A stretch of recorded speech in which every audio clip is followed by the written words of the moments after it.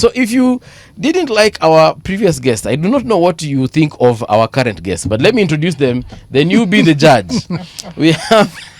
We have Dr. Peter Mbae, leadership and governance expert. Daktari, good morning and welcome to Radio Generation. Happy New Year. Happy New Year, yes. You have not been this year, man. And good to see you, City. And well, I'm good. We started the year well. And I said from last year, once 1st of January 2026 comes, it's all systems go. And you can see, because everything, all pretense go now, it's like it's now not 2027, it's next year. So all systems go. And it's looking up well. Right. Good. All right. We also have Fredrick Okango, strategic advisor. Fred, karibu tena sana. Asante. Thank you so much. I think we tulikuona recently hapa towards. Have you seen you this year? I was here. I think 2 weeks ago. Yes, you are. 3 weeks. Yes. Ulikuanga hapa. And as I said, the election date is constitutionally immovable. On the 5th year. Tuesday, 10th of August, Kenyans will go to the ballot. Yes. And they will elect their new leaders. True story. From MCA to the president. So what Dr. Mbae is saying is true. And you can see the fever is almost setting in. The stage is set. Yes. The players are warming up. The referee has panicked. There are a lot of paralysis in the referee's team. Yeah. We shall talk about it. Sure. There's a lot of panic, City, in the referee's team. I need to know, who is the referee? I thought IEBC is the ref. Are they? Ama? Are they? I guess we shall find out soon enough. But yes, gentlemen, welcome. We want to actually talk about. City likes throwing this one in the To answer with who I thought was the referee. IEBC Daktari. Yes, please. Tumeona IEBC wamefanya kitu flani. For example, the former CEO Marjan left, and now they have an acting one, Sunkuli, an acting CEO. Why are we seeing this right now? Yeah, very important one. What's happening? Yes. Remember, I was in the team that went with the principals to visit the IBC, and we told them, look here, guys, we are not that bad, but let's give you a benefit of doubt. And we told them from the word go, we didn't trust. We were not for the process that brought you in here. That is in the boardroom. However, we want to give you as Kenyans a benefit of doubt, but let us tell you, our bare minimum, we had over 20 issues, which of course is going to be a technical team now to be sitting together to thrash them. But before we go to the technical issues, 2 irreducible minimum, actually 3. 1, the vacation of office of Marjan. Number 2, the cancellation of the smartmatic system, technology system, because of course you know the story of Venezuela and all that. And number 3, of course, the vetting. Of course, with the exit of the CEO, of course, there comes the vetting of the staff and all that. Yes. Those are the irreducible minimums, we said. And we told them, guys, somebody must come from somewhere in this country. But the moment you pick the Bible and swear in something as sensitive as IBC, you should be able to serve Kenyans. And within a week, they took it. And for us, we are welcoming the exit of Marjan because it was one of our reducible minimums. But number 2, very fast, today, we are saying the cancellation of Smartmatic should go because Smartmatic was extended by Marjan. If IBC couldn't simply do the voter registration at the IBC waiting for the commissioners, how comes the same secretariat went on to extend the contract of a very key vital issue about the elections called the extension of the contract of Smartmatic technology? So we are saying it should be cancelled. And Marjan is the one who did it illegally and procedurally. He did it alone. Secretariat has no power. IBC power is vested on the commissioners. That's why, if you remember again, let me repeat, they say they cannot do. Remember, since 2022, there has not been any continuous voter registration because they say we don't have a commission. If you cannot, and yes, you have a secretariat, you have returning officers in the constituencies, they couldn't proceed. How then? Where did Marjan get the powers to extend such a key cog in the entire election management system? So we are saying, Marjan is out. Number 2, very quickly, we want Smartmatic cancelled. Number 3, vetting of all the staff of IBC and a lot of reshuffle. We want to have a list of all the staff. Where do they come from and where are they positioned? Today, in some counties, we have people from one community manning elections, from the county manager, everything to the end. So those are the things we are saying. We want to push as the alternative government, we want to push going down, we see where we go. Now, it's very simple. Up to where the diplomacy fails. Yes. If it does, unfortunately, we have the courts. We'll make sure we clear all these things by August. Yeah. Let me ask you, Dr. How should an ideal IEBC look like, especially where you're saying in terms of returning officers and the county officers? This is how it should be like now. We have the commissioner, and we said we are going to give you a benefit of doubt, right? Because they are there. The process went on, and we said we're not going to go to court. We had issues about all these dead arms at night, adding them there at night and all that. Yeah. But we said fine. So then, can you guys come? Can we agree on the how? One, the CEO. We have an acting one. Well, you must be coming from somewhere. Yes. Of course, he's a brother to a sitting MP. Fine, given everybody have their career. Yeah. Doesn't mean because a brother is an MP you cannot be an acting CEO of an IBC. Okay. But we are saying within so much time, a reputable company is going to hire a CEO. Then from there, as an arbiter, you need to not just to do, but to be seen. The perception. To be seen that you are a quite fair arbiter, that you are giving everybody a chance. Please, IEBC, your work is to count votes through your regional people. It's not to do anything else. Simply put a technology that will help you. Simply count the votes. And make sure everything is well done. People go vote. The materials are there. The barrels are enough. Simply for you to count the votes. And we are saying this time round, we are not going to wait for 2 weeks for something called Bomber something. Tarin.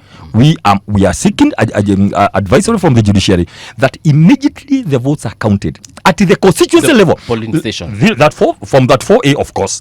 But at the constituency level is where presidential results will be announced and they will be final. Okay. At the constituency level. Instead of, from that 4A, of course, polling, then they go to the constituency, then again to the county terrain, then again to bombers. What for? If it's not going to change, why the 2 weeks? Those are the things you're working on. I'm still on the issue of county IEBC officials. So let's say a county like Makueni County, it should have like mixed tribe. Good. That's where I'm coming now. Yes. That exactly the point. You cannot have. We live in Kenya. I mean, we are proud of our diversity, but then we need to be arrived to it. You can't have counties, for example, in Rift Valley, where everybody comes from that community that resides there. Even regional commissioners, you have noted, county commissioners, because you are not necessarily taken to where you came from. Sure. First of all, you need to go and study, not only your mother's or whatever cooking style. Go and look for other people. Find out this is Kenya. Go to Turkana. For 3 years, study how they live also. But number 2 also, the issue of fairness. Come fresh person and do it nice way. We are going to ensure that the way to go, if they cannot do it on themselves, the technical team that's going to be forming is going to make sure that we walk through that journey. We have over 26 issues, one by one. We'll be sitting down to clear them on behalf of Kenyans. Sawa. Fred, I'll ask you the same question I've asked Daktari here in terms of the constitution of the members of IEBC. Do you agree with the opposition's assessment? Thank you so much. First of all, I'm happy that today Dr. Mbae and the team are appreciating what we have been going through for the longest when we used to complain about certain issues with the IEBC. But I think one of the things that we must put straight is that the constitutional certainty of election is given. Yes. On 10th of August 2027, we are going to go to the polls to elect our new leaders. Okay. However, there are a lot of challenges, like any other institution. With IEBC, and I started by saying there's a bit of paralysis. What Dr. Mbae is saying is true to an extent. But their approach to it, to me, might not be the best. Because before Raila Amolo Odinga, the late Raila Amolo Odinga, joined hands with William Ruto, we used to complain. In fact, in 2023, we started saying that Marjan must go. Okay. Because we had seen some issues with how he was running the commission. The executive, what do you call it? The CEO of IEBC is the secretary to the commission. Under Section 10 of the IEBC Act, the CEO is the one in charge of administrative duties of the commission. Okay. And therefore, the commission does the policy. and that policy and decision at the commission are implemented at the secretariat level, led by the CEO. In the absence of the commission, then IEBC cannot function. For a very long time, we didn't have a commission, and therefore IEBC was paralyzed for a very long time. Number two, for a very long time, IEBC has had court cases, Yes. litigations left, right, and center. Number three, we have had issues with the census. IEBC failed to undertake boundary review as per the Constitution of Kenya in Article 89, and therefore we are likely to go into the next election with a data that is almost a decade year old. Therefore it means there are challenges. I'm just trying to highlight to you the four crises that interlink IEBC's operations with the voter. And those are the issues that would have expected Dr. Mbae and team to highlight to the public, to consult with the IEBC. But they stormed IEBC, had a boardroom meeting, and said Marjan must go. Marjan is gone. He has been replaced pronto in less than 3 days. An acting CEO in the name of Ledama. Cool, yes. Okay? So, does that solve their problem? No. We want an IEBC that conforms with the general principle of electoral system. An IEBC that is going to deliver accountable, verifiable, simple, accurate election that is free and fair. That IEBC is an IEBC that believes in consultation. Is an IEBC that believes in stakeholder engagement. Right. I saw Ethicon, the chair, engaging the church. I saw him the other day engaging parliament. I represent a political party that I am the alternate member at the political party liaison committee. So I have met the commission several times. They have engaged as a political class. So I have had an opportunity to interact with the commissioner and understand the challenges. So I'm speaking from the point of knowledge. The other issue that we are facing with this IEBC is underfunding. When Ethicon appeared before the parliamentary committee, he said that they have a deficit of 20 billion. That's why I started by saying the election of 2027 is certain. Yes. But the institution is already paralyzed. Litigation, funds, mismanagement, and institutional chaos.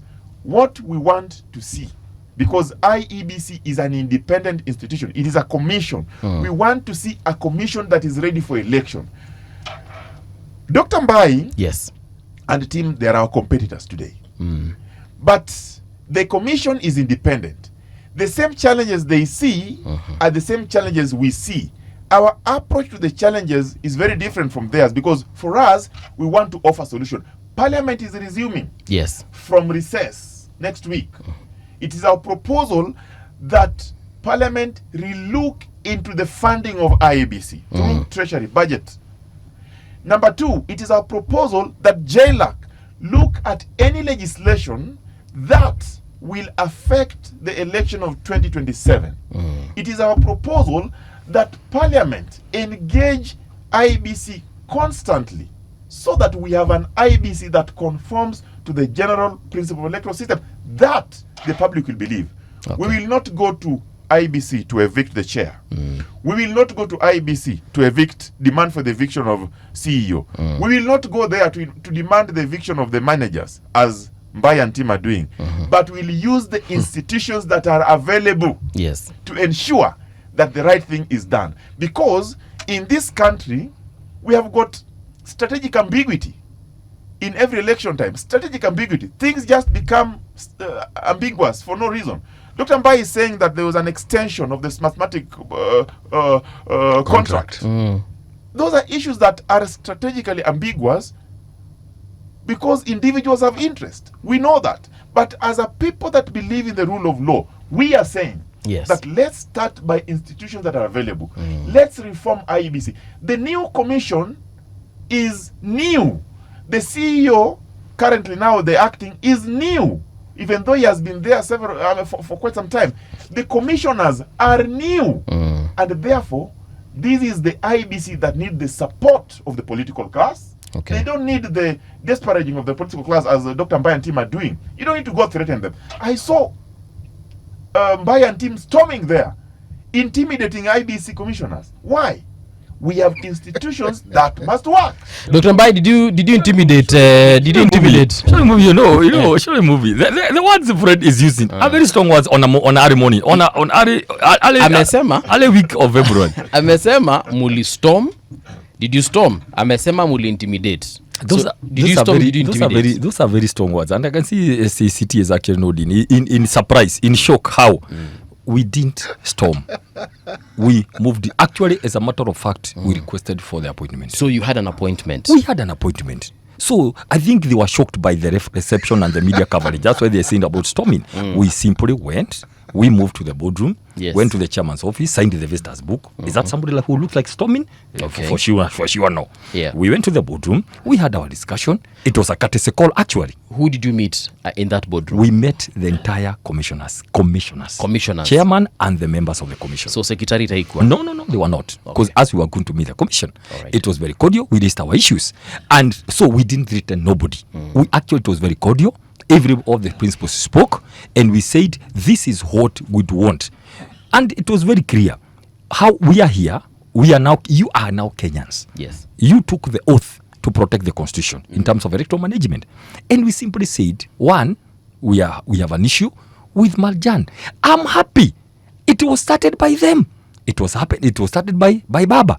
That Marjan has to go. It has been there in the air. So that is a win for everyone. Number two, Smartmatic. I don't know why anybody has a problem with defending Smartmatic. With all the stories about Venezuela, it just came to confirm who Smartmatic is and Venezuela. So we are saying it has to go.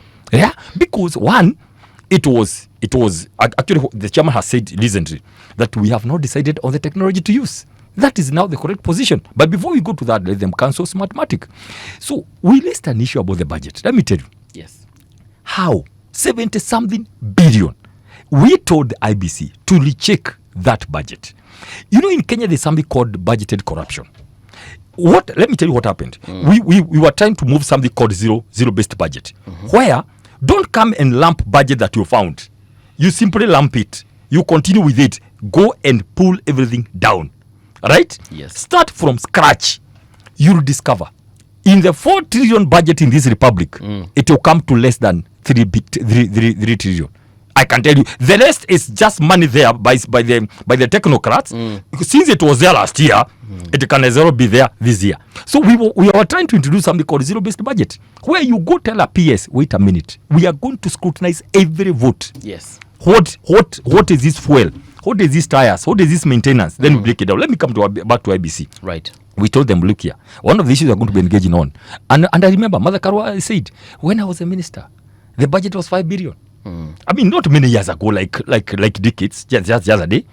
Fine, of course, the cost of living, but it can't be 70-something billion. So we said, we want to know, because it's part of our money, it's part of our oversight. So it was very cordial. And we are saying, as soon as fast as can be done. Yes. And right now, Fred now is in the government side, and so it is our business. I don't know why he has a problem with us forming a technical team and engaging. Let them engage with how they want to engage. Yes. The IBC. But one thing I like about ODM is a party that everybody likes because of what it has gone through. And I'm telling you, and I'm telling Fred, yes. Fred, go form yourselves into an ODM party and make sure it is not hijacked and bought, by the president. Then come to the united, opposition. ODM naturally fits in the united opposition in this country. Which the spirit of Laila, the spirit of Laila is to liberate this country. Yes. The movement of 2002 is where every part of the country came together, where everybody knew that there's no theft of public resources, right? People swear into not stealing money, primitive accumulation of wealth. People swear. Look at the caliber of a chief of staff of Kenya, of Mudaura. Those are the people who should sit in the chief of staff, the caliber, not where you are writing letters to say build hotels in the middle of Mara River. We want some sober stability. This country, what we want is an assurance nobody is stealing. Daktari, I want to talk about Smartmatic. Yes, please. In the first hour, we were asking ourselves, why are we importing all these technologies and even machinery?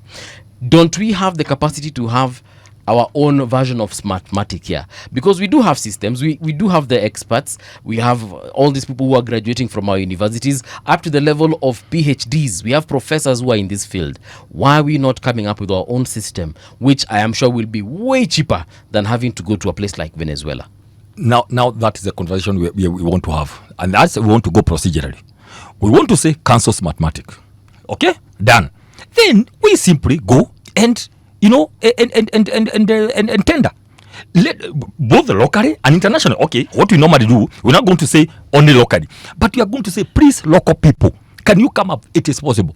I mean, I don't want to go to the details, but I mean, we have our own systems. Yeah. We have our own systems we are doing towards 2027, towards next year. Our own systems are going to check a lot of things.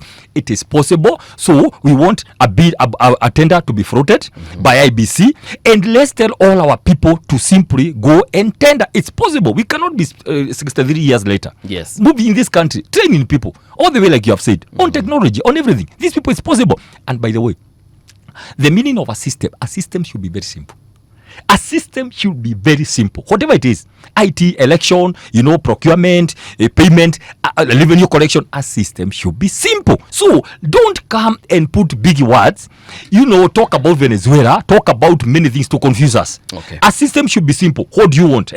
You want this and this for they to help you to generate this. All right. So it's possible, Buvi, to have this in here. So we are telling the next meeting they are going to have the commissioners. Kindly, the way you had a lot of meetings to vacate a CEO, kindly have another one very quickly to announce to Kenyans the Smartmatic is cancelled. The other one, it is now floated afresh. Fred, same question. We have the capacity here, I believe so. All these experts we graduate. Mbona hatujitengeneze Smartmatic yetu? Okay. Yeah. In my political history, interestingly, in all the formations I've been in, yes, this is one of the things that I have always articulated. I've always asked myself, why do we import ballot papers from a desert country that do not have trees, while they have trees in Kenya and we can make ballot paper? Why do we buy an election system from countries that do not even embrace technology, while we have technology in our country and we are proud about it? Yes. But those are challenges that I called strategic ambiguity, and that's why I told Mbae that those are things that we now need to look at.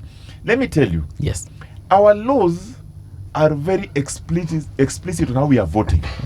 Article 86 of the Kenyan Constitution, yes, defines how an election or how voting should happen, and it says at every election the IEBC must ensure that whatever voting method is used, the system that Mbae is talking about must be simple, accurate, verifiable, secure, accountable, and transparent.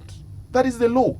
Now, for you to achieve the provisions of Article 86, you must go back and look at, are we capacitated enough as a country to get that? The answer is yes.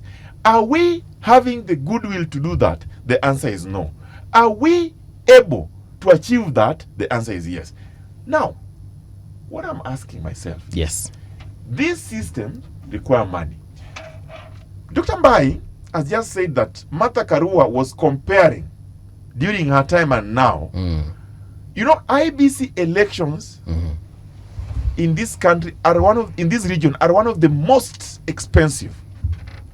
The most expensive. It's not just region, the world. Yes, because we are trying to beat a system that should be very simple and affordable. And that's why you see all these things. You do so many things, then you end up at Bomas trying to look at the screen. While you should have done... We have also said before, why should we not vote from our phones? You are working. yes. Must it be a holiday? And you're working. Vote from your phone, continue the work. 2 minutes, you're 2 done. minutes, elections we announce. But we don't believe in the people. We don't believe in our systems. And that's why Mbae and team are running to evict them from office. So, it's okay. Wording. Can I allow him just to finish the sentence? That's why they are running to try and tell them to get out of office. Fred, wacha Mbae aseme kinyataka kusema. Daktari, please. Just for the purpose of wording, we remove the words. Let's stop things like eviction. Okay. We are not evicting anybody from anywhere. We simply requested and asked in good order And for it was- Marjan and it was to done. quit. It was done. Okay. We are not evicting managers and all that. The CEO and the commissioners, in their light mind, they know what to do with managers and people who are perceived Sawa. not to be in line with let me independence of continue. the commission. Yeah. I appreciate the correction that Mbae is making. Yeah. But when you go into somebody's office, Yes. 50 of you, high-level politicians, Were they 50? sit in that boardroom. Principals are- Yeah, they are 50 because they are technical staff, their ward, their security. They are 50, and that is intimidating. So even if you sign a visitor's book and you have 50 of you Fred, all looking at for one record, man ethical, Fredrick, they are intimidating. for record, principals were on But age. let me just finish. Okay, please finish. I agree that with all these things, Yeah. we as a country can actually secure a credible election that is believable. That securing of a credible election that is believable demand a lot of stakeholder engagement. IEBC today must tell the people of Kenya how prepared are they for the 2027 election. One of the things they must do, they must put everything open. They must be transparent and tell us that in the coming election, for sure, we have a deficit of 20 billion, and this is how this deficit is coming about. And we need this to do 1, 2, 3. They must tell Kenyans, for sure, the mathematic system that we procured has these challenges, and if we are to correct it, we need this, and this is the amount of money we need. They must tell Kenyans that the political class that we have all through have also been contributing in trying to make these problems, to manufacture these problems, because every time we go into an election, after election, IBC must go, commissioners must go, CEO must go.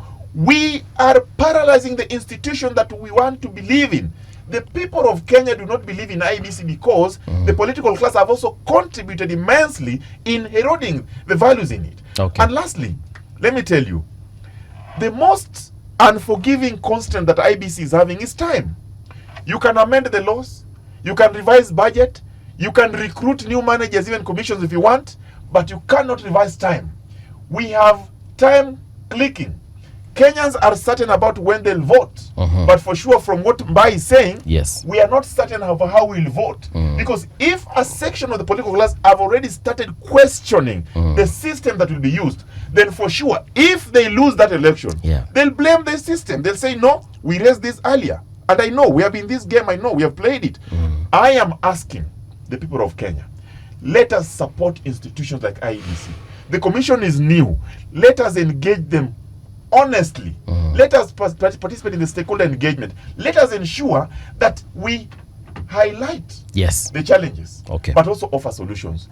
I want to see today if IEBC is going to conduct the 2027 general election, what are the legislations that are put in place to ensure that we guarantee these. Parliament is an institution that will do that. If IBC is going to conduct this election and they need 20 billion additional budget, Parliament is going to do that. It's not Mbae and Wamunyoro and team to go and tell IBC that you want this. They know where to go and get the money. Yeah, but is that what they did? Is that what they did? No. What Mbae and team are saying is this mathematic system must go. We need a new one. Will they buy a new one? They must go to Parliament. Write to Parliament. Petition Parliament by. Tell them that this is what we need. Number two, they are saying Marjan must go. Fair enough. He has gone. IEBC, as per the Act, within 3 months before the next election, they must recruit. If the term of the ECO was ending, they must recruit a new one. But in the event of a vacancy, 6 months, they must do that. They are going to advertise for that position. Kenyans will apply. If that CEO continues doing the same thing, will they go back and in the boardroom and tell them again that we now want this one also out? No.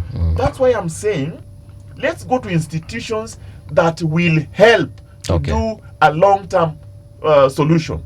Today, politicians will do anything for optics. They went there, they had their day, they got the optics, the headlines. Luckily, Marjan left after 3 days. But this is something that was started several years ago. It's not their demand that made Marjan go. Okay. No, we are not No, disputing. We are not disputing all that. There's no harm. What ODM used to do before they finally were bought and squeezed into government. Why are they feeling bad that we are doing? Because remember, they were not doing it for themselves. They were doing it on behalf of the people. Yeah. It is the people. The feeling of the people is that Marjan should go. Now they have not sung that song for Marjan should go for the last 1 year, since they were got into government. So we are simply saying what we are saying. But what shocks him is that within 3 days it worked magic. So number 2, I want to clarify something. Please. The 20 billion extra IBC wants, we told them, excuse me, we don't dispute, but please can you first of all do a financial audit of this budget? That is a very fair request. Okay. And we asked one of them, the chair of the vice chair. The vice chair of the commission is the head of the committee on finances. You know the way commissioners have committees. Yes. So because we want to know how 72 billion is coming into managing an election. We are not saying it's not possible, but can we have the figures? 2, if it is somebody who is a believer in systems, in procedures, in structures, in procedures, I'm one of them because I'm a professional. Before anything else, I'm a professional, and that's why I've risen to some of those high offices because of the structure and putting up systems and all that. So I agree. We have to respect institutions. All right. That is one thing we must do in Africa. And that's why we went to IBC and told them, despite the fact that we don't trust, we had doubts about the process. Here, now that you are Kenyans, look at that movie. Shame should even come for us. That we went to the IBC. We never started by demonstration and putting sufurias on the head, right? So that's important. But please, he mentioned something about the city. We want to be actual. We want to be practical. It's now in February. Elections is next year. Yeah. We will not mix up things. It's unfortunate because the people who are the leaders of this country didn't find it fit to hasten the composition of IBC, and so we were time bound, or rather time lapse on the issue of the boundary review. Who to blame? It is the president who was supposed to put in an IBC immediately after he was elected, so they could do the issue of the boundaries because there was time. Yeah, he decided not to. Delimitation. Good. He decided not to. Here we are now. Can we be practical? Remember, about 3-4 months ago, the United Opposition, we wrote to we went to Supreme Court to ask for their opinion about this issue of delimitation. What did they say? They said, please go back to IBC. That's not our work. That's what they said. It's good to tell you now. Yeah. We went to court all the way. To the Supreme Court to ask them, what do we do? Because it's a constitutional crisis. Because, of course, all you and I know 2024 passed. So Yes. we're in a crisis. IBC, they went back and they have said it's not possible to do delimitation of boundaries before the next year's elections. Why is delimitation important? It is very important because of what he has alluded to, because it helps to say the population we are depending on now is 2019 rather.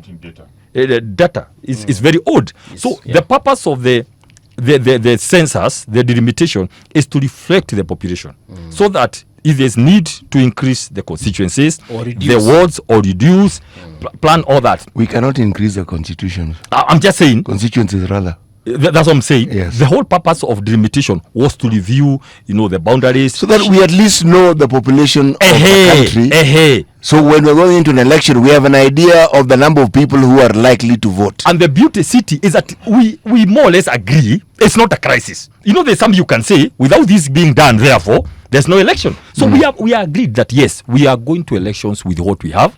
After that, after next year, we will sit down in a very sober way, having kicked out all the people that we think are big enemies of this country. Then we sit down sober now to begin saying, what is it we need for this country? That's where we are moving. Okay. Yeah. Moving. Yes, Let me sir. just add on what Mbae said. And to answer City's question, why is it important that we do boundary delimitation? There's what we call population quota. The Constitution guarantees the number of inhabitants in every constituency to a certain level. Should be at least 40% to 40 to 45%. But in planning for the people in every constituency, Yes. in equitable development, that number must be that population quota.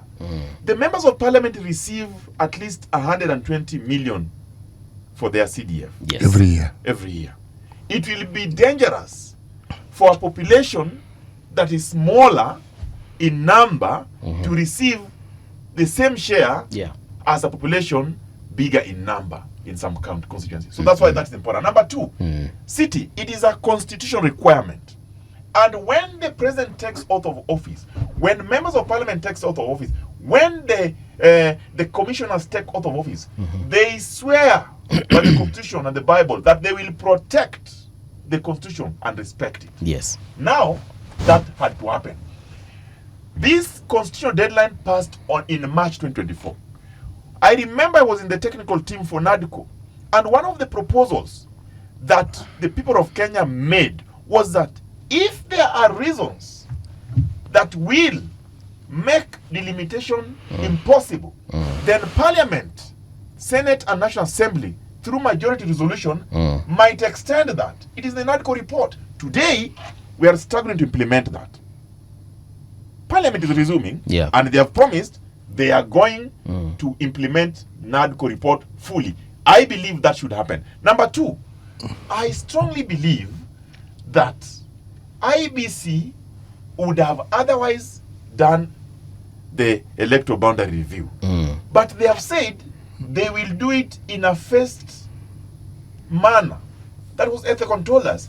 That phased manner means they will not affect the boundary as such, but they'll do a review either way. So I don't know if it's the names or what, but that's what they're saying. I want to believe that the biggest challenge with that is particularly the northern part of the country, where there was a high court decision that stopped that the results of those population census report, because there were doubt about it. If that high court decision is still holding, then for sure IEBC will not be able to do any boundary review. We must look at, as I started by saying, one of the challenges that IEBC is facing are litigation of cases in court. I have a problem. You know? Yeah. So let me finish, Dr. Then you go on. Right. So as I finish, I'm saying, for us to proceed, you know, Mbae and team, they used to call themselves United Opposition. Recently, they changed. They're now calling themselves United Alternative Government. Aye? If you are alternative, that's what they're saying. Oh. If you are alternative government, I'm not aware. you give alternatives. Okay. You don't complain. You give alternative. The alternative that I'm expecting from the United Alternative Government, led by Mbae and the team, Gachagua, Kalonzo and team, they must tell Kenyans, let's come to the table as stakeholders and give our solution in ensuring that the election of 2027 is guaranteed to be simple, verifiable, accountable, accurate, and transparent as per the Constitution. That is a solution. Number two, they must give Kenyans alternative to every problem we have, every challenge. But they cannot complain from morning to evening. What we have seen from these gentlemen and ladies, they go out and complain. I have been in opposition before. It is very easy to be in opposition. You just go out there in the media and make allegations, and no one will question you, and you get the headlines, and you go. That is not what we want, Dr. Mbae. We want the people of Kenya to offer solutions. You are part of this system. You are part of the country. You are part of the people of Kenya. You want the best for this country like any of us. What we want you to do, give us solutions via alternative government. Daktari, let me tell you, Movie. To be very fair, I don't know why Fred is still going back here. We are people who are very organized. We went and our results can be seen. Right now, we are going to the next and the next. We have 20 issues. I think Fred has been used to engaging IBC in another way. So as we have a technical team, we have 20 issues.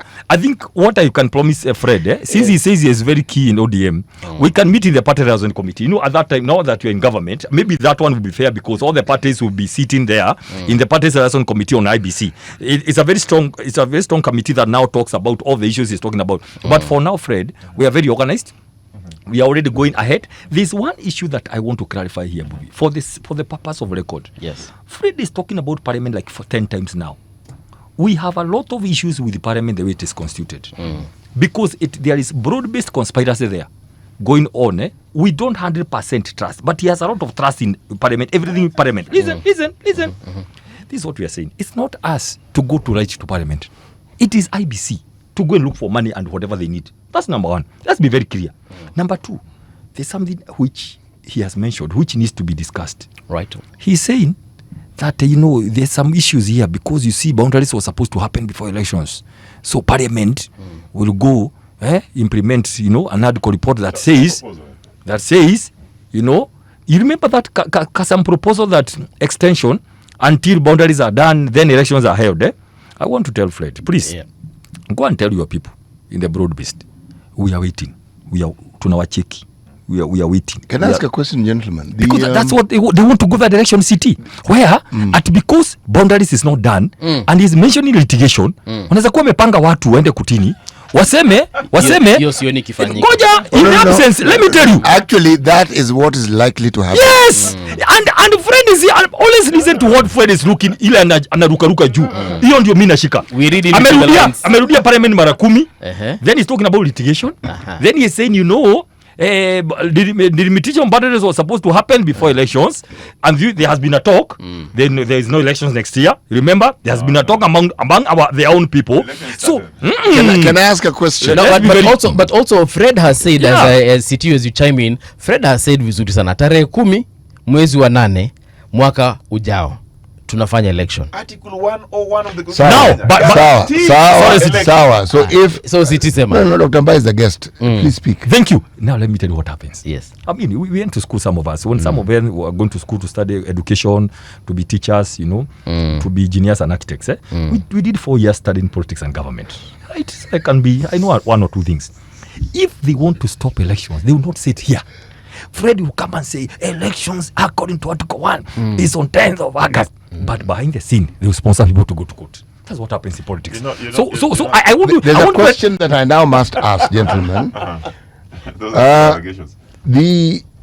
It's a constitutional requirement that we do the delimitation, is it not? Yes, so? it is. So could we therefore argue that we've actually abrogated the constitution by not having it? Yes. What is the direct connection between the delimitation and the process of elections? Let me answer you, City. There's a direct connection in that it cannot guarantee a verifiable election in 2027 if that delimitation is not done. And that's why Ethicon is saying they're going to do a phased out delimitation. Does the constitution allow for a phased out process? The constitution allows for delimitation within Full 8 stop. to 12 years. The last that was done was 2012. So that is it. So this new word of phased, that is according to Ethicon, the chairman of IEBC. Ethicon is not the constitution. No. My reference point here is the constitution and you are doing very well before you brought in Ethicon, but go on. So I am telling you, City, you see, I'm answering you. Yes. The Constitution of Kenya in Article 89, 4, guarantees delimitation. Yes. It does not show or dictate how that delimitation will be done. However, the IEBC in their own rules and regulation, they are allowed to make their rules and regulation how they are going to conduct some of these things. Within a certain specified time. Correct. Are we within that time? We are not, and that's why I'm saying we are in breach of the Constitution of Kenya as of today. That we ought to have done some things, we have not done it. Why? We had a political crisis in this country. We didn't have the commission. The commission that was there then, some of us did not believe in it. And that's why, in composing this commission, we had to give representatives from political parties liaison committee, parliamentary service commission, interreligious commission, and many others. That even Mbae agreed with. So the composition of IEBC that is there today, the commission, is a commission that Kenyans endorsed. That's why we are saying they must do the right thing. But in doing the right thing, they also must be creative and innovative. Of course, within the law. IEBC chairman has told the people of Kenya he has some challenges. Those challenges, institutions like parliament that Mbae doesn't believe in, will solve. Because parliament must give IEBC money to conduct election. But why didn't Parliament do what they are supposed to do and ensure the executive guaranteed the composition of the commission? Because Parliament could have done that. There was no pressure whatsoever. You see, City, from Parliament, none. Remember when we competed, Mbae was one of the campaigners of President William Ruto, and he did very well. He campaigned and they won the election. We lost the election. When we went to court, the court affirmed that and said we lost that election. We accepted the outcome of we respected the outcome of the court, but we don't ever accepted. Now, at that time, our formation as Azimio lost by only 200,000 votes. Our people told us that go and check what really happened, because we don't believe we lost the election. That's how NADCO came. If you look at NADCO, one of the key issues, because I was there as a technical expert, was electoral reforms and reconstitution of IEBC. We did very well. We reconstituted IEBC. Now they can go to IEBC because there's IEBC. Number two, we are now talking about reforms. What are the reforms that we need? One of the reforms that we need is how the elections are conducted. It's part of what you're talking about. The reforms come in the form that if the institution is supposed to conduct a constitutional exercise and they fail, you have to go back to the courts and seek interpretation. Supreme Court, they give an opinion. You have to go back to Parliament and ask the Parliament to do what they have to do. That's what we are saying. I think we are going down the movie. Let me be very clear here. So I think City is asking him something. Okay, he's asking a very direct question. So that because we are in a constitutional limbo, already we are past time. Two things very quickly. The buck stops with the president, who was supposed to constitute, knowing that he had lawyers, he had AG and the legal advisors, knowing that 24 was approaching, should have constituted immediately after election, so that IBC would do the delimitation, right? So that now we'll be within time, 2024. Now, the buck stops there, but he's asking a very good question. Who is supposed to oversight the executive? It is the legislature. To say, wait a minute, everybody say, we are running out of time, we need 1 year to do the delimitation. They didn't. Let's proceed. Those are two issues. Number three, so now we are here. What should we do? What I hear and what we already did, we already went to court, to the Supreme Court, and they said, apana, back to IEBC. Because our work is ABC. Do you know? The work of Supreme Court is very clear. So IEBC comes here and says, we cannot jump the fact of delimitation because it's in the Constitution. Yeah. So in our own wisdom, we are saying we are doing it in a phased way, whichever phased means. Only that this first thing, CT, will not affect the outcome of the elections. Correct. Up to there, we are agreeable. So we don't have a problem with whether we are going to do limitation, whether it's constitutional. It's already pronounced itself. IBC have already pronounced itself on how to do it, and that is settled. The only thing I'm warning today is which day? Today is 6th of February. The only thing I'm warning, and we are seeing signals coming from light inside this studio, is that let nobody try to use that to go to court, sponsor litigation to say that if there's no delimitation hakuna election. You nimemaliza. Bwana Mbae, let me ask a question. Are you suggesting, I'm doing something I normally say I don't do. Let me do a bit of political prophesying. Are you saying that UDA wants to extend its rule? I will go to the point. One of the things on the cards. You know, the way when you're doing chess game, you have various cards, you know. One of the things on the cards has been, I'm not saying even currently, has been the whole of last year, how to cause some crisis, electoral, something else, to cause something. Because when your mathematics CT can tell you are going to be defeated by over 5 to 6 million votes, definitely you must try something. Listen, let me finish. It can also be said about the same about the opposition. No, if you go there for 1 minute, wait a minute. Okay. We are doing well. You have a minute. I have a minute. Listen. Paul, do you only have a minute? No, we'll go into the next one. Why don't we pause and then so that we start, because we don't want to. He hasn't said it. Let him say it after that. Yes. Please maintain the same fire. Salamu ziwafikie watu wawili watatu pale nimeona wameingia. They also don't have kind words for you. We have Fredrick Owiti. Good morning, Fredrick. We have Victor Lesesuyan. How are you doing? And then the real SC habari yako pia. Na wengine kama Mutali Davis, I'm seeing you for the first time. How are you doing, my brother? I hope you are quite well from wherever you are. Daktari, sorry we had to cut you short in the previous hour, but there's something you were saying, and you had so much enthusiasm. I hope ijapotea. No, ijapotea. City asked a question which I was answering.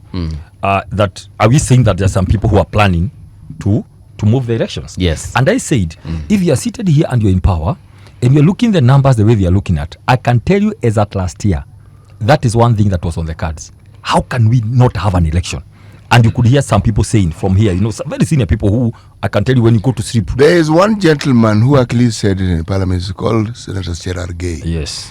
He actually led that charge and raised that issue. And even did a bill. Yes. Of extension. He did. Of government. He did.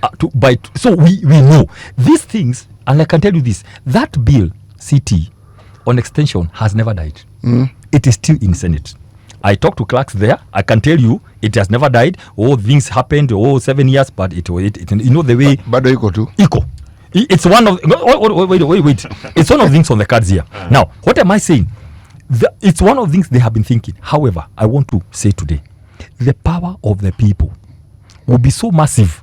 All these things, trying to look at what Mudavadi did. Within 2 weeks, we had killed that thing of trying to bring some referendums. We don't have time for all those kind of things. The delimitation, referendum and all that. But I was coming to a point. You asked me a question. What about the same way that we are fearing we don't have numbers? Yes. Let's go to numbers. During the 2022 elections, it was about 6 million by 6 million, right? Give and take, right? Now, when the President Ruto was tried to get into Laira, he was wooing the Azimio. In his mind, he wanted the 6 million to be on his side. But what are the facts today? Look at what are the facts today. Kamba Nation, most of it gone.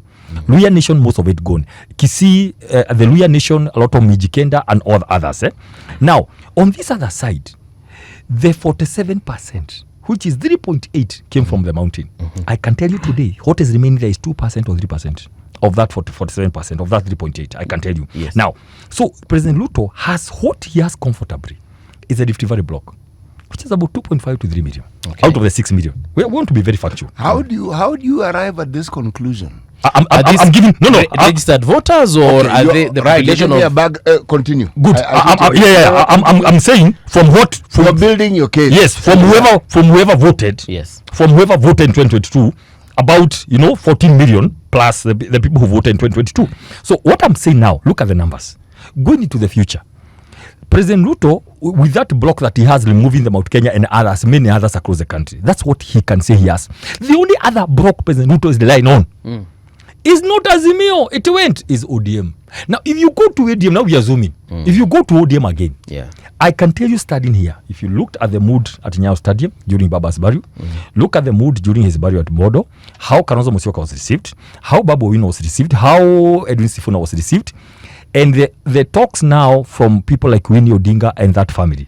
I can tell you, if elections are held today, I mean, I'm a scientist, so I don't like just throwing figures but I'm just saying, probably, if elections are held today, within the Luo Nyanza, because that's the only vote is remaining right now, I can tell you, President Ruto, the maximum he can get votes is 25 to 30% maximum. Why? Okay. Because the people who are supporting this broad-based, many of them are the people who are eating. It is the big boys who have been appointed and people who are maybe benefiting from the tenders. Yeah. It's not many, 5 to 10%, and maybe the people who are benefiting from the handouts. Now let me tell you. So as you speak today, you ask about numbers. We are comfortably saying this. Out of the people who voted today, if it was repeated, the people who voted, we have about 10 to 11 million today seated here, the United Opposition. No, hold a minute. 8 million never voted. Wait. I'm just finishing. 8 million never voted. Okay. You know that, I am aware of 14 that, yes. voted out of 22 million. Yes. 8. If moving today, the 8 were told to vote today, I can bet 80%. I'm not going to say 90. No, just I want to be good. I'm not going to say 90. 80% of the 8 million who never voted, most likely today, would not vote for the president. Okay. Wait, the 6.5 million. I'm finishing. All right, sorry. The 6.3 million that we are going to register, most probably, those are Gen Zs that were killed.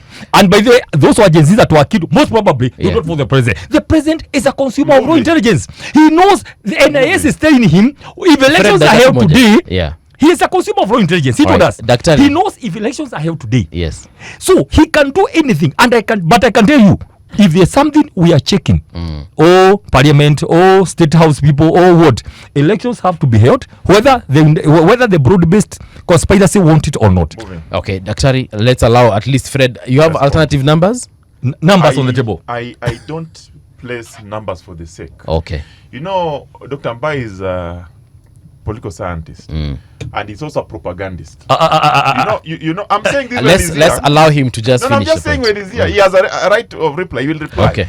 Because those numbers are on assumption that the 2027 election will be based on the 2022 election. It's a lie. Those are theoretical. The people of Kenya will go out and vote. The stakes are very different. I have told Mbae and team more than once. You know, Mbae is a very good friend of mine. We started Mbae in 2018. Okay. He's a very good friend of mine. We meet on a platform every Sunday and we argue about these things. He knows. Munakunyanga uji hapo? No. It's an intellectual platform. He knows okay. that. All right. And I've told Mbae and team that, you know, what Kenyans want to hear from you, don't tell them about numbers. Don't tell them about ODM. Don't tell them about Kasongo. Don't tell them Wantam. Don't tell them must go. Kenyans want to know, because you call yourself United Opposition, you have baptized yourself today and calling yourselves United Alternative Government. They want to know your alternative. The people of Kenya are not waiting for you in boardrooms. They're not waiting for you in retreat. They're not waiting for you in seminars. They're not waiting for you in church services where you go. Yeah. They want to meet you at their doorsteps. The people of Kenya are in the villages, in the wards. Go there and tell them the alternative policy on health, education, youth and employment, infrastructure, and many more. Then they'll vote for you. But when Mbae comes here and table fictitious numbers that are about or are meant to scare the people, these are people who have panicked. You cannot panic, Mbae. Don't panic. We have a long way to go. And I can also tell you, the politics of Kenya is so dynamic moving. Mbae, you will likely to see the changes from June next year. Yes. Actually, from April next year. Some of the people that you are with are going to join our formation. I can guarantee you. Okay. Because they don't see a future in a disunited opposition. Some of the people that are in your team are going to come to the formidable team that's going to form government. And even some in our team will go there. Because politicians are they have self-interest. Okay. Number 3, I have listened to Mbae keenly. He has given the numbers of Gen Z, 8 million did not vote, I don't know what. Those are numbers. I appreciate numbers. In fact, but numbers don't lie. Numbers don't lie, but in this instance, these numbers are not verified. Okay. So you cannot say numbers don't lie. You can verified numbers don't lie, but numbers that are just thrown lie. Because he is talking about right now, IEBC is targeting to register 28 million voters. Fresh voters, not fresh. Total. Okay. Assuming they achieve that target, will Mbae's numbers still hold? The people that is calling young that were killed, dead voters don't vote.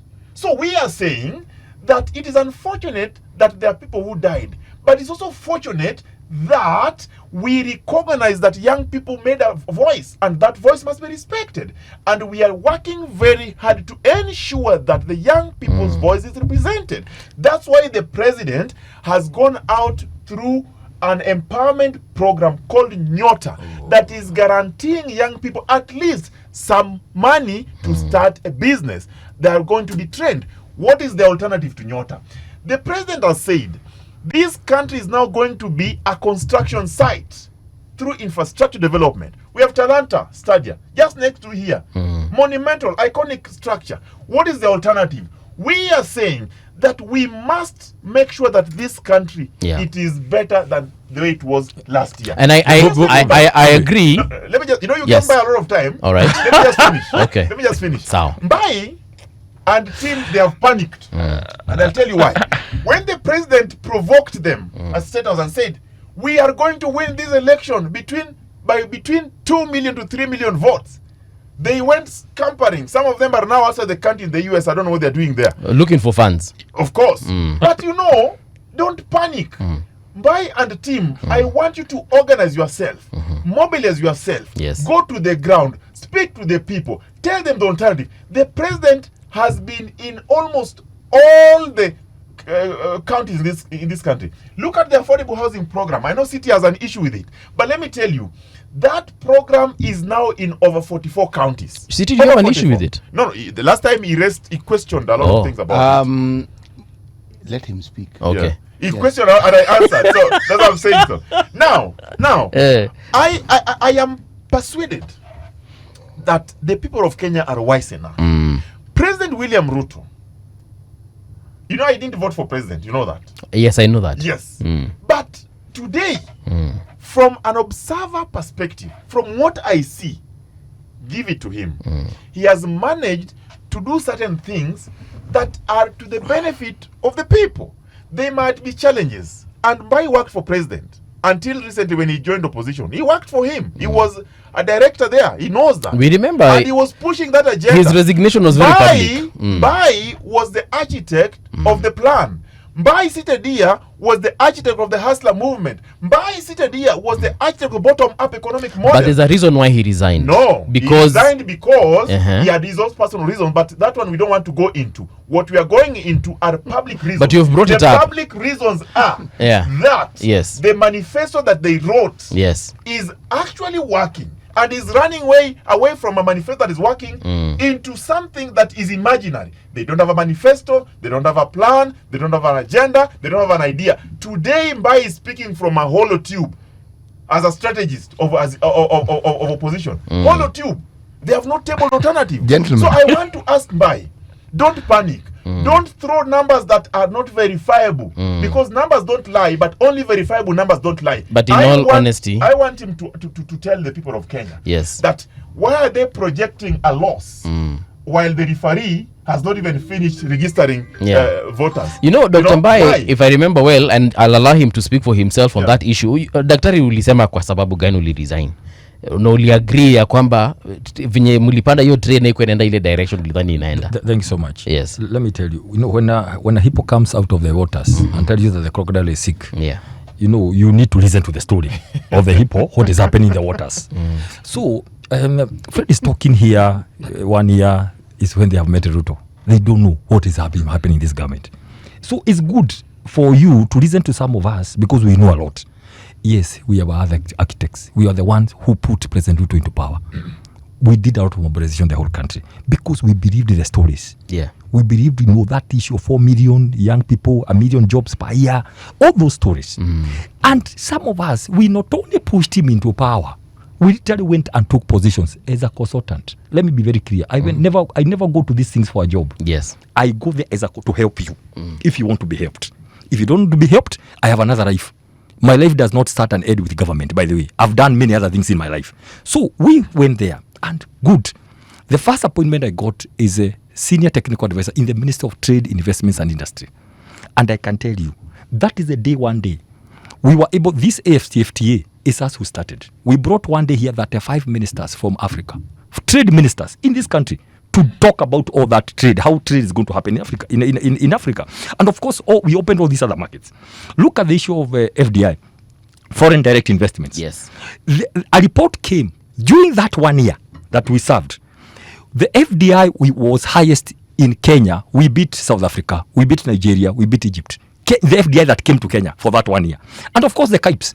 You remember very well, our idea was we are going to have an industry in every county, so that we have 20,000 jobs locally, something sustainable, which will still attract the foreign exchange very quickly. I moved to the Ministry of Public Service when the minister was moved as head of programs, where we did reforms on NYS and Huduma. Finally, I was appointed head of government delivery service. Let me tell you, Buvi, by the time Public Service Commission sits down and looks at your CV and goes to a board meeting and discusses Dr. Peter Mbae as a head, they have done their due diligence because of what I was able to offer and the passion I had for this government. We went to all the ministries. We told them, wait a minute, give us 3 things only that can transform this country. Then there was no story of Singapore. We were doing it our own way. We went, present the report to the president, and we said, can we start this thing? Because in 2 years, Kenyans will get impatient. That's what we said. Because once you take government, if you cannot run within a year, begin demonstrating something, guys get tired. So what happened? People were shuffling started, you know. The people who helped the president were asked. They were all shown the door, especially from the mountain. Now, changes began happening. The moment you disturb, the delivery cannot work in a political toxicity environment. All the ministers, Professor Dongo, all that team, Moses Kuria, all those 4 or 5 that really helped, that he knew. He wanted ministers that don't know him. So that now they can loyalty and all that to him directly. Before we knew, the man who went around galvanizing 3.8 million votes was shown the door. And then now it turned on me. Frustrations and humiliation. Me. I told them, now who are you humiliating? You have no idea who is Mbae. I don't come begging here for bread. I came to help you. But we thought it is our government. It's now, we discovered it is your government. So they began accusing me of smelling like a goat. So then can slaughter me. Then I was like, this is serious, because if all the senior people, the people that I used to say, sir, my ministers, the deputy president has gone, and they begin frustrating me. When I say let's work this way, now, of course, they are like, oh, wait a minute, we know better. And finally, I knew if they can do this to senior people, they are going to arrest me, they are going to do all these kind of things. And I said, luckily, I went to school to study politics. I know how to do this thing. And so I did a letter. In good faith, I've never looked back. And I said, I was doing the plan, I'm going to do Wantam. Now, let me tell you something. I don't know why the people in government movie, they keep on harassing us to give them their agenda. They should give their scorecard. Our agenda is to the people of Kenya. And we are giving that agenda at the right time in our own fashion. We don't need to be pushed to give our agenda. So this issue movie of, where do the president get energy every day to go asking us for our agenda? Why can't he first of all account for this is the 4th year for budget year, account for the 4 years budget, which is about 16 trillion. Okay. Account for the 4 trillion that he has borrowed. Then you come and tell us that you should be able to give that agenda. People see whether it makes sense. Now let me tell you. No, this is very important. Number one, quickly, don't tell us about Tarantahera. We know what happened. That the contractor of Tarantahera was asked to go and build a hotel for the president and his people inside the Gone Forest. No. I mean, CT, we were here. No, we were here. And one of the MPs from Rift Valley has a title deed of a hotel inside Gone Forest. We knew it. Number two, let's go slowly. Nyota is a loan. It's not money from president's pocket. Is it not a grant from the World Bank? No. Mark, now listen to me. Yes. I said city. Peter, I said city. Daktari, Nyota is a grant. It's not a loan. It's not. Nyota was signed by Professor Dongo when I was in office. I can. Who are the people who actually created Nyota? Nyota was a proposal. Okay. Who created it? Who do you mean by creation the city? Well, somebody has to write a grant for you to get the money. Definitely. Yes. Who wrote it? That I can't. What? I know who wrote it. I know. And that's why I know it is a grant. But let's not quibble about whether it's a grant or not. Or not, yes. There's a point you're trying to make here. Yes. Please go on. Thank you. Now, we do what I call comparative politics in the study of political science. Look at Moi Kibaki. Do you imagine Moi Kibaki going around everywhere in the country giving free money? Never. Let me tell you what's supposed to happen. He's talking about alternatives, right? We would never in our government do something like that. Let me tell you what you do. Get that money. Put it into very low interest. Take it to the grassroots in the wards. There's a young man here who has a border. A man who has gone and gotten a border from his own sweat knows how to save. Most of these people, if you ask them, they have saved over 50. I know a SACCO that one day I started. They have over 5 million. Right now about 10 million in the account. Saving 20 shillings. Go and get these people. Tell them, I want to give you some very soft loan, 3%, 4%. That young man who have saved 50, give him 50. Do you know what he's going to do, City? He's going to buy another motorbike. These people you are trying to give money who have no experience in business, they'll be hired. To be able to ride the bike on that one, money will go back as a revolving fund. Now let me tell you, and please, Fred, sometimes if we can have, I can take you through the things you had wanted to do, the things we are being told here. Let me tell you, City, our proposal was go and merge Uwezo Fund, Youth Fund, Women Enterprise Fund, into some good institution, lower the interest rates. 5 billion, this one, was supposed to come there. But do you know what happened? When the government found that for 4 years they are not able to do something sustainable for the youth, and it's an election year, because we are not able to do something sustainable, take free money, give them. Wait a minute. Mbae, let me ask this question. Yes. I've been listening to the discussion we've had, and it's good and it's interesting, and the viewers enjoy it. I have this problem. When politicians speak, the people who are never at the center of their discussions are the citizenry. Yes. The politicians talk about their problems, their issues, their differences. But the people who elect the politicians, the people who for whom they claim they want to bring about these changes are never really part of the discussion. You see, I understand why people get into government. There has to be some self-interest somewhere. There's nothing altruistic about politics. If it's altruistic, then you join the church. There you can be altruistic, but not in politics. Everyone who is in a political party is going to ask the citizenry to vote for them at some point. And they're going to claim that there's something they want to do for this citizen. I've been sitting here, I've not heard either of you tell me what you guys are going to do for the citizen. You're telling me where you stand on issues, and I've understood it, it's good.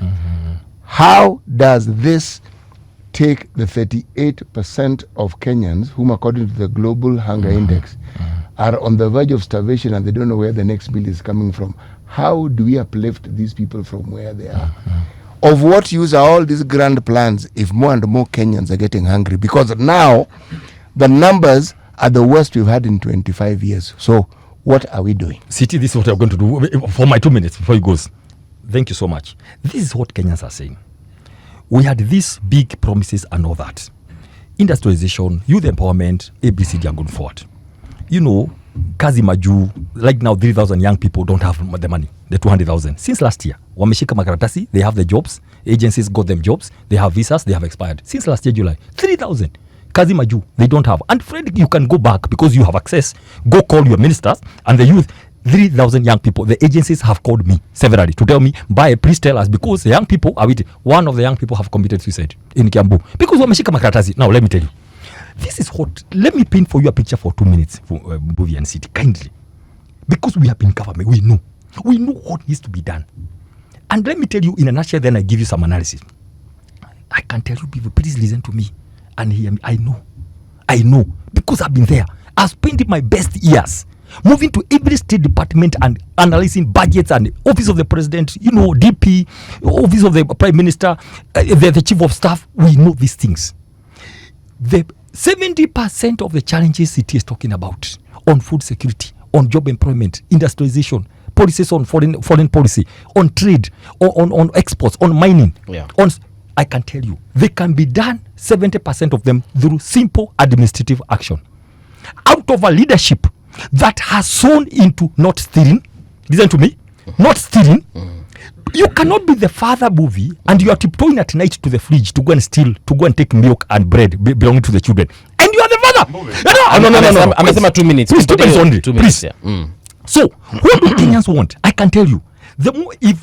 When we take government next year, it will take one sitting to agree on the policies. The problem we have in this country is lack of capacity to govern. We have people who don't respect systems, structures, institutions. That's why you become president, and the next thing you want to do is to kill the constitution. You become president movie. The next thing you want is to everything to rally around State House. You know, you become president. You want to desecrate State House by having political parties meetings in State House. Let me tell you what Kenyans will look for. Let me tell you what Kenyans want there. I am getting to be of the opinion that you're actually not a politician. You are actually a bureaucrat because I said 2 minutes too. I'm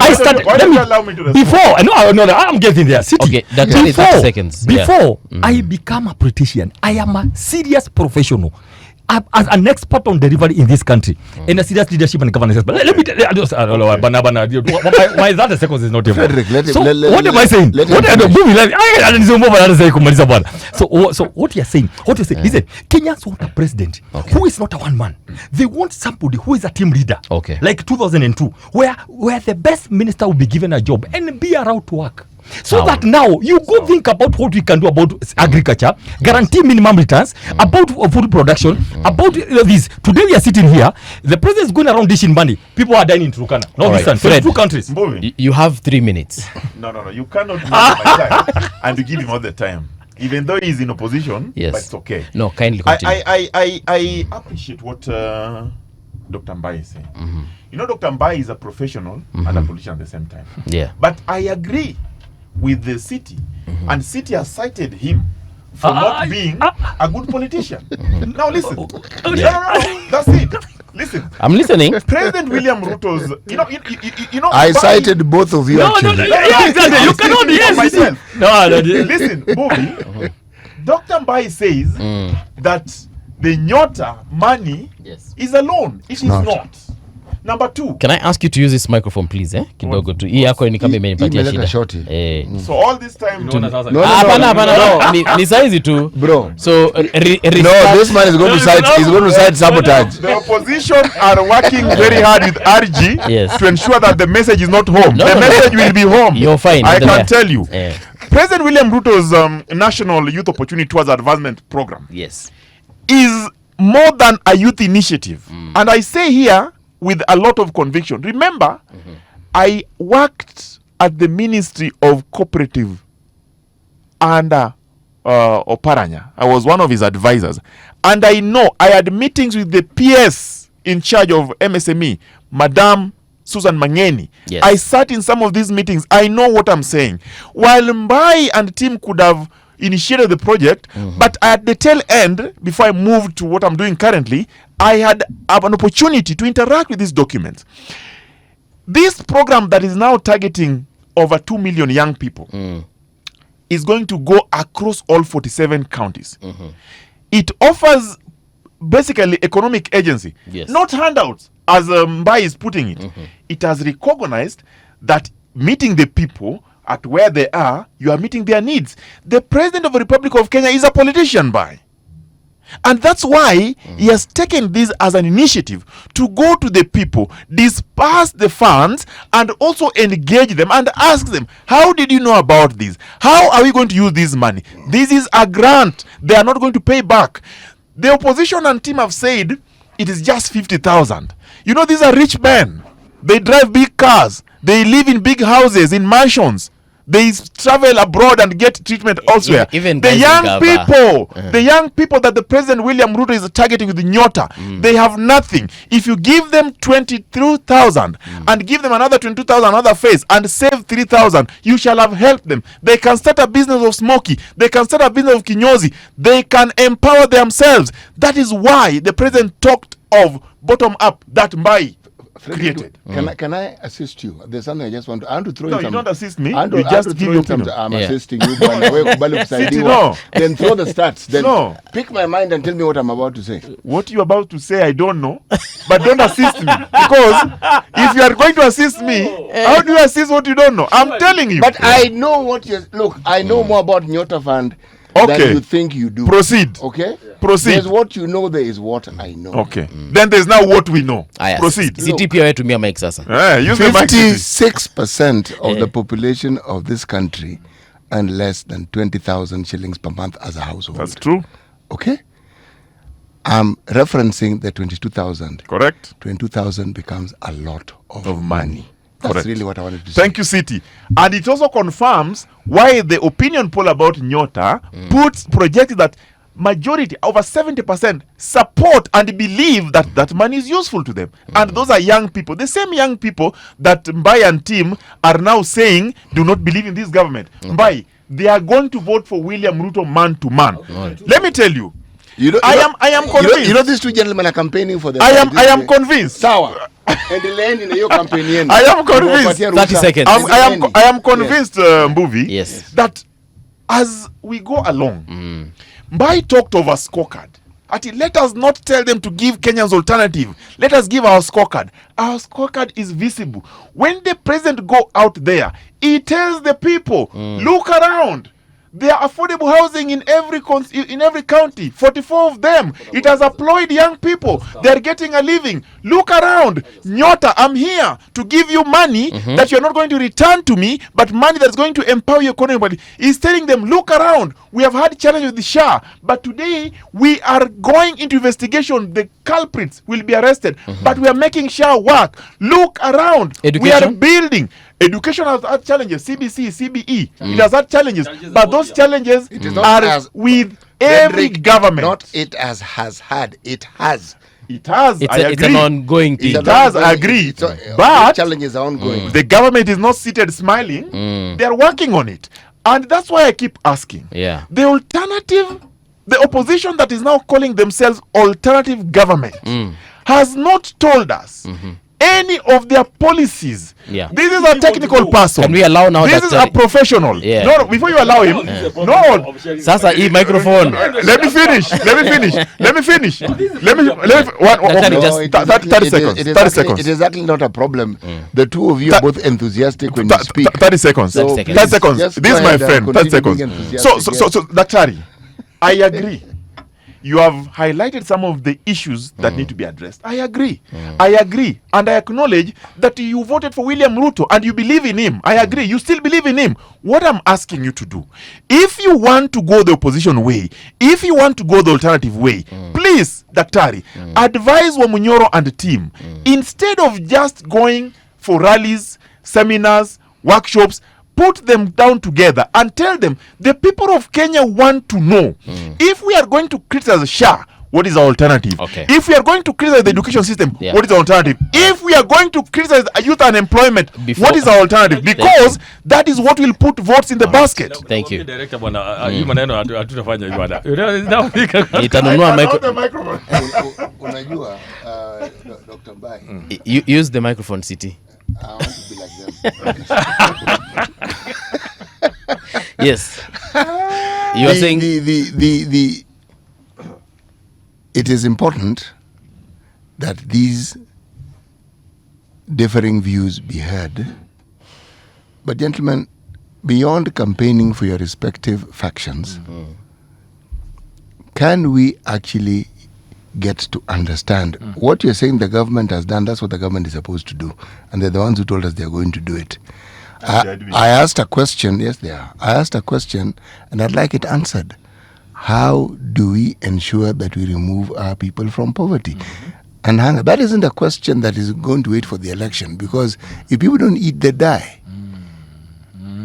If our politics isn't focusing on ensuring that the numbers of people who are poor and cannot eat does not continue increasing, how do we reduce these numbers? Because everything we're discussing here is interesting and lively, intellectually stimulating, but it is useless if with these discussions we still have those numbers of people who are facing that dire problem on a daily basis. I hear you. It's a factual thing, and we are going to stick to that still the direction we are given. Now, let me try to say this quickly.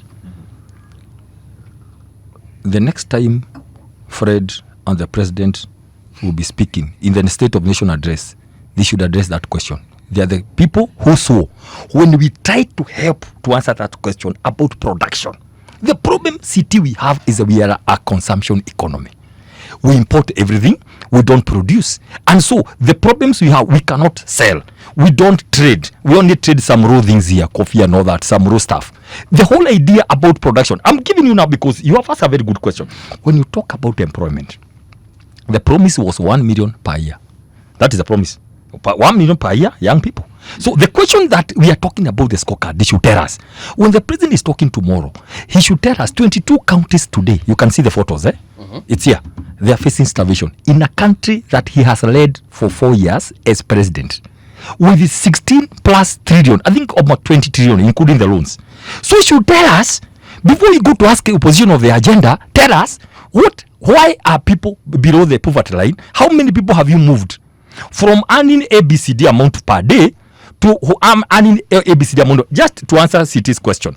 That is the work that the city, that the president should be able to tell us, to account for what they have done. It's painful. Let me tell you, by another 2 weeks, this will explode. This is of starvation. There's going to be, the people are warning the rains are not going to be there. All these people, things government knew 2 years ago. When you see a lot of rain, it is followed. When you see a lot of El Nino, it's followed by La Nina. You know, the situation which is dry. These things are supposed to be known by government. Now, let me tell you something. That's why we are saying, Buvi. Yes. When the best thing you can do, and please, I'm not demeaning the 22,000. Please mark my words. I'm only saying this 22,000. When you give money, where will you get the next money to give the next cohort? Because 100,000, we have millions of young people.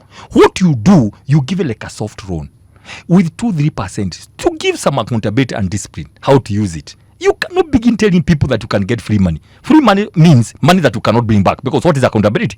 I can tell you today, the numbers out of all that 5 billion, I can tell you, that will be used in another 6 months.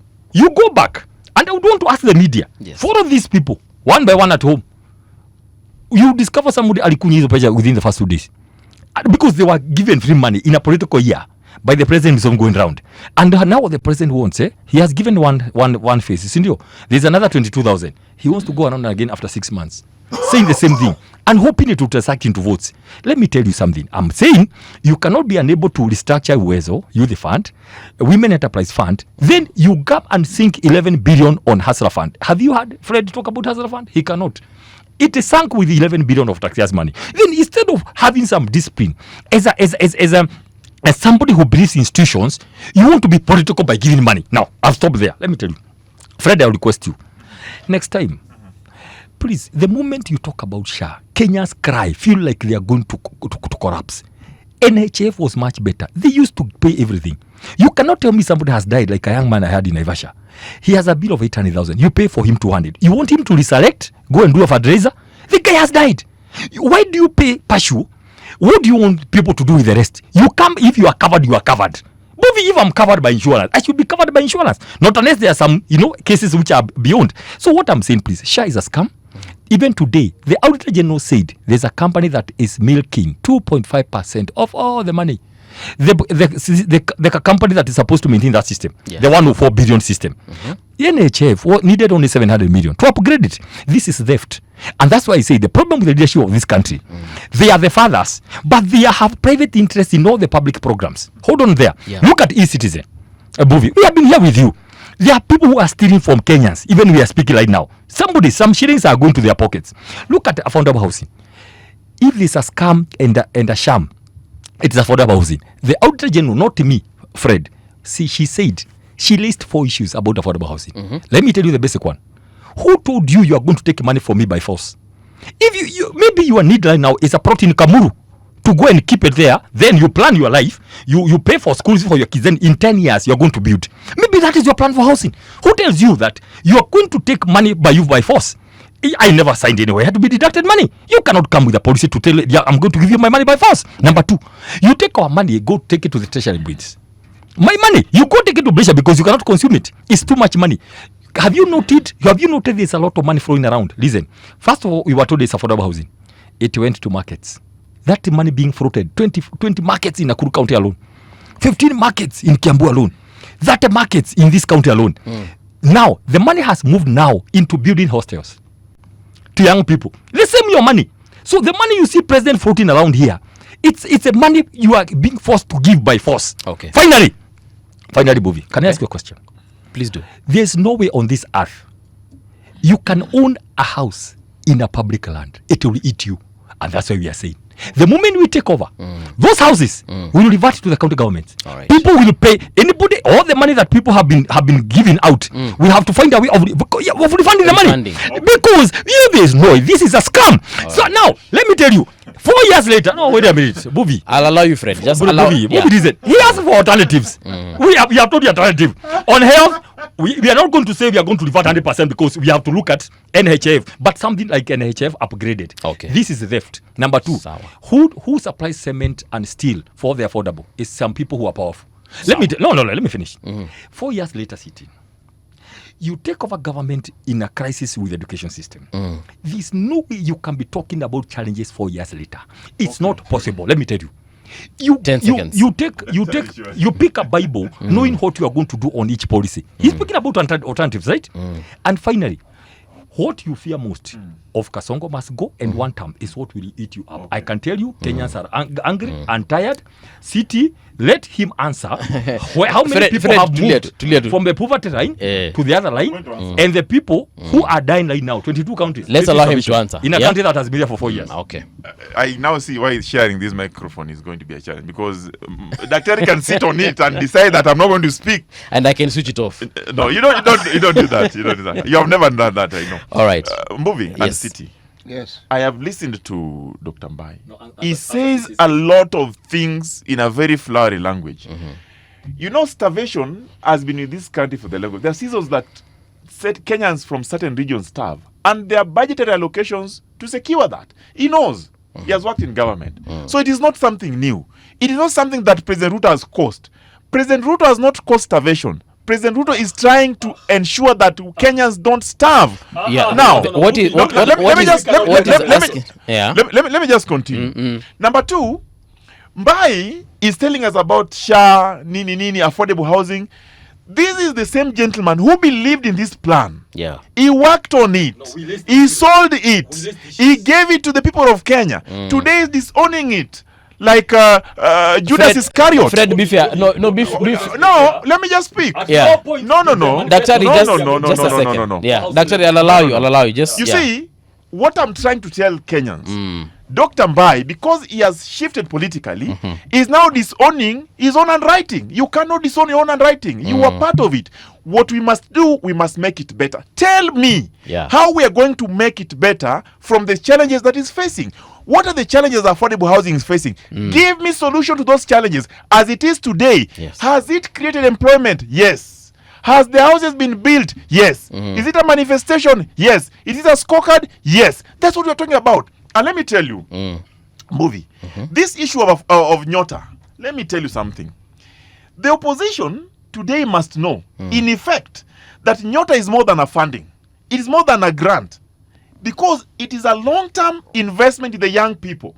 And they will wake up on 10th of August 2027 to realize that the youth that they were pulling in rallies, the youth that they were telling, Kasongo must go, Wantam, I don't know what, they have actually benefited from Nyota, and they are going to cast their vote with Kasongo because Kasongo has helped their lives. What have they done? Finally, Mbae, as you sit in boardrooms, as you go for the retreat, as you go for the seminar of the United Opposition, tell your leaders, tell your principals that the people of Kenya will associate with the person they see daily, they interact with daily, they engage daily. That person that happens to be that person today is William Ruto. He is everywhere, speaking to the people and addressing the issues of concern. Okay. I appreciate what you are trying to bring today as alternative, but your leaders don't know it. They don't articulate it. They don't say it.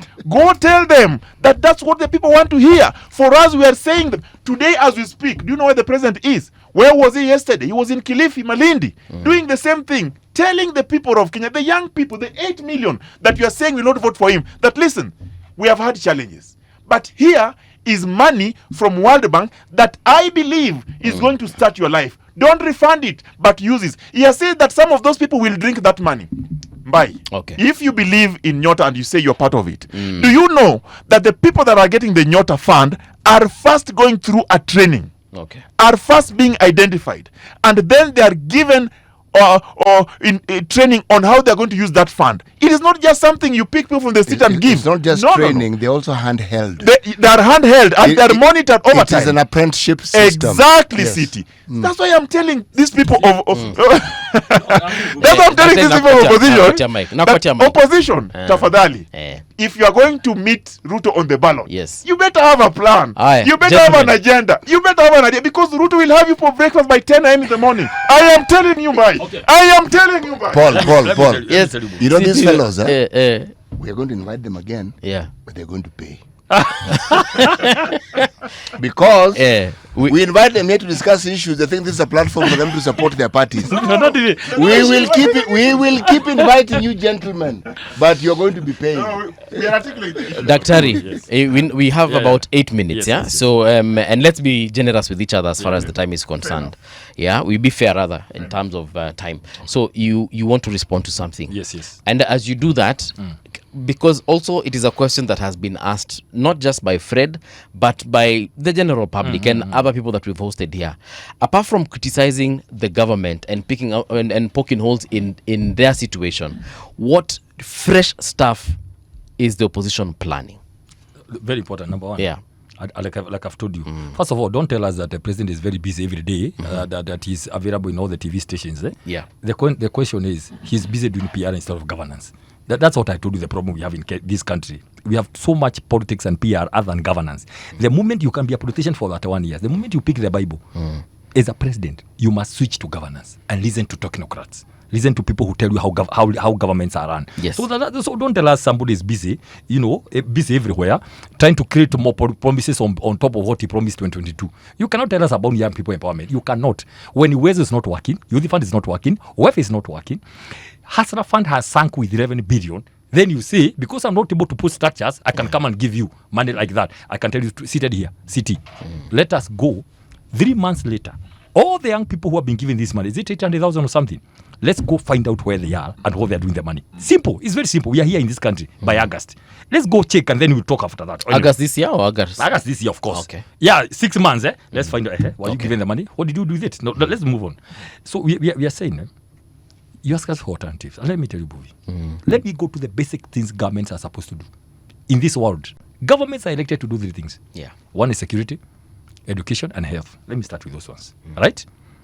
We are saying, seated here, on issues of security, na ningependa niombe, anywhere the president is going to meet young people, before he dances to those songs, let him apologize for the 160 young people that the government killed in cold blood because of agitating for their rights. During 24th, during the 24th of June, 2024, and the anniversary last year.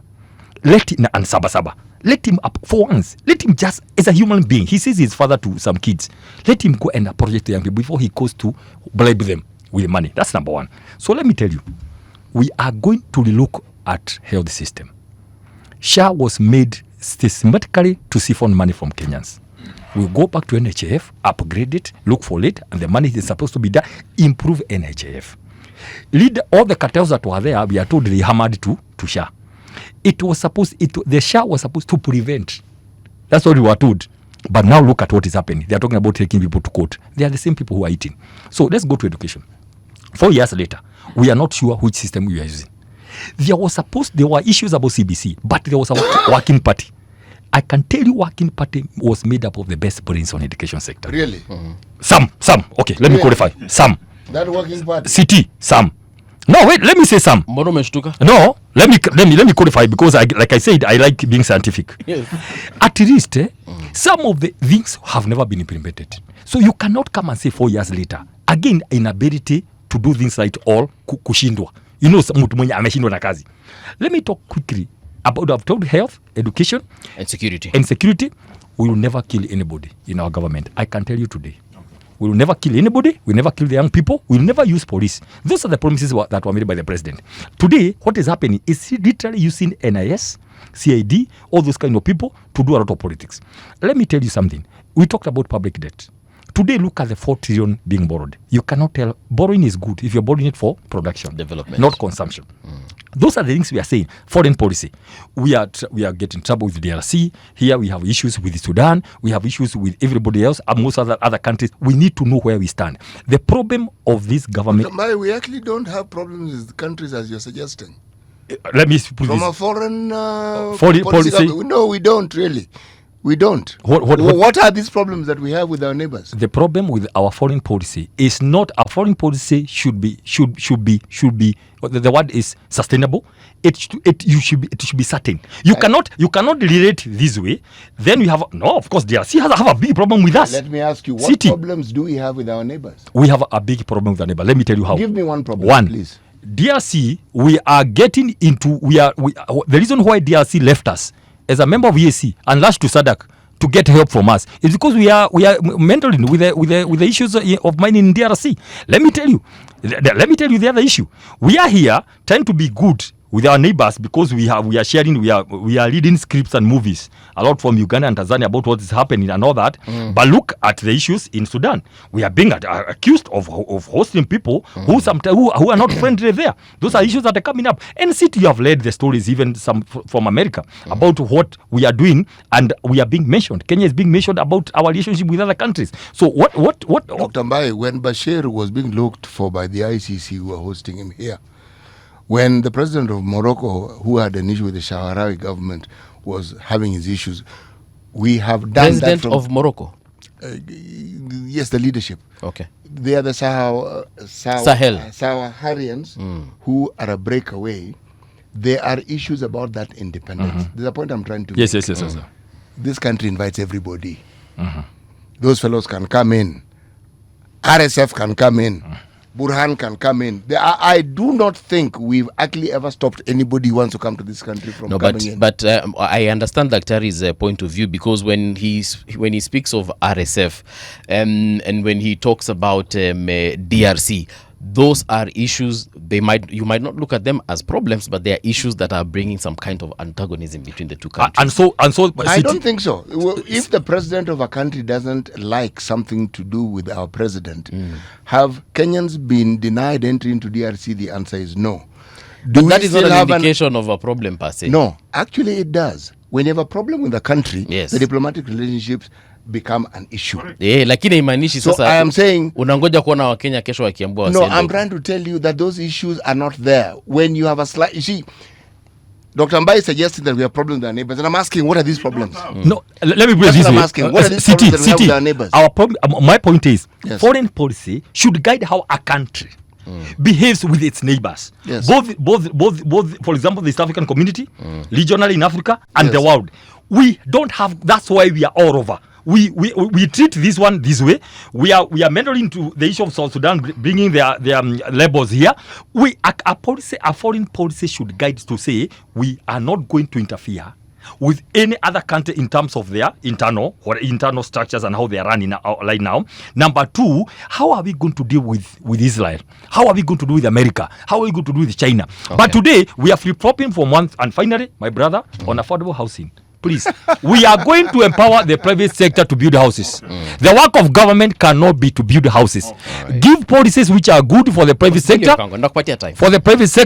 to simply go build houses cheaply, yes, so Kenyans can buy many of them. Because the work of government is to have policies, not to build houses. We are going to revert it to the private sector. Yes, Fred.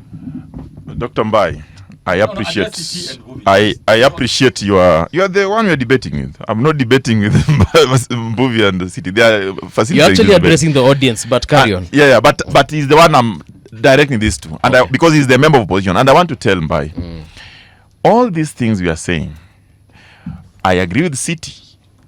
Kenya has got very good relationship with its neighbors, and we cannot underestimate that fact, and that's why Kenya is very peaceful.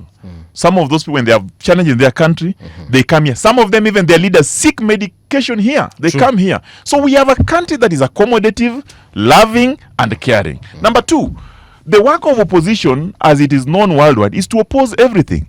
Mbae is in opposition. His work is to oppose. So he will oppose everything and anything. That's okay. But I want to tell Mbae that by the time you guys go into an election, you will be waking up to the reality of a woke young people. They will have studied you for a very long time. For the years that you engaged them, you never offered them opportunity. The president has offered them. They will study you for the years you engaged them. You never gave them a platform where they can do stuff that help their issues and address their issues of concern. They will shift. We are going to have an economically empowered young people that they will remember that the person who came to their doorstep, in their ward, in their constituency, in their county, to give them at least something that they have never seen in their life is President William Ruto. They will go to the ballot with a brave face and mark tick William Ruto. You shall have lost that election. Okay. We are telling you today, yes, that Mbae and team, again, when you go back to your retreats that you do, many of them, your seminars, your boardrooms, please remember, the people of Kenya want alternative. They want to compare the share that president is offering and your ex. They want to compare the infrastructure development the president is offering, which is all over, construction sites all over, and yours that has not been started. They want to know that you, the opposition, that you are talking about debt management, you are talking about corruption. What are you doing about it? Are there people in your team that have also been accused, have been removed from office because of corrupt practices? Yes. What are you telling them? All right. Today, yes, let me finish. Yes. Today, we are telling you, the people of Kenya are listening to me. The government of the day has challenges, like any other government. But these challenges require solution. We want to come together as a people of Kenya. Yes. Let's call what is good, good, what is bad, bad. Where there are challenges, this is our country. Let's offer solution. But if we join an opposition that has no plan, yes, has no idea, has no manifesto, has no policy, but only says Wantam must go, Kasongo, that is not a policy. Thank you. That is a sloganeering platform that cannot help you young people. Run away from an opposition that is not useful, an opposition that is disunited, an opposition that is not going to offer you anything. Okay, you are Fred. looking at your life. Your life is more important. Your life is better with the government that is offering solutions than with the opposition that has nothing. Fred. That is my word. Fredrick. Edna, when you invite these two gentlemen the next time, give them the rate card. We shall pay on exit. Thank you very much, Dr. Peter Mbae. This has been an enthralling conversation. And of course, thank you, Fredrick, Thank you so much. for availing yourself and for selling your president, Vilivio. Not For my selling- president. For selling their respective No. political... Not my president. But to be honest, Mbae hajauza mtu. Mbae ameuza opposition as a whole.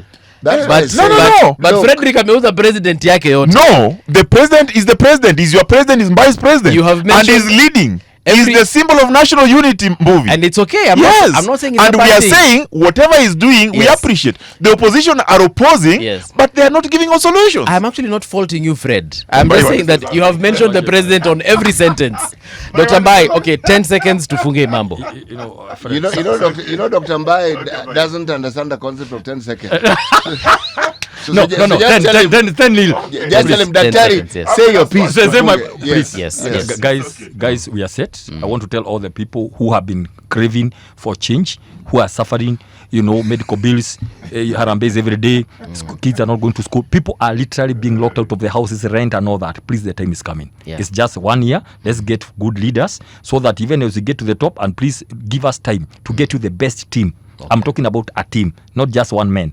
A team that is going to lead this country to the next level. Fred, I can tell you this. Some of us cannot sit in a place where we promise people stuff and they are not working. I'll be asked a question one day, by what did you do? That's why I jumped out to just say, guys, this is not what we expected. This is not what we went. All these are connotation of more and more promises. We are going to craft a program, a plan, an alternative to this government, and we are going to unveil it as soon as possible towards the end of the year so that Kenyans can be prepared. Thank you so much. Thank you so much, guys. See you on Monday. I'm literally out of time. Hata siwezi sema kwaheri. But coming up next, Retro Box, courtesy of Rania Abdi, Msene Mbali.